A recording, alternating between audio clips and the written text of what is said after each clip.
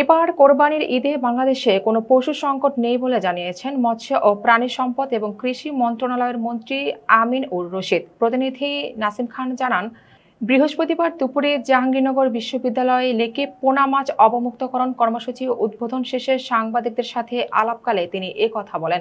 মন্ত্রী এ সময় আরও বলেন, বাংলাদেশে যেন ভারত থেকে চোরাই পথে গরু না আসতে পারে সেজন্য সরকার যথেষ্ট সজাগ রয়েছে। আমরা বর্ডার বিজিবির সাথে কয়েকটা মিটিং করেছি যাতে করে কোনো গরু আসতে না পারে। শুধু কোরবানির গরুই না, বর্তমানে বাংলাদেশ মাংসে স্বয়ংসম্পূর্ণ।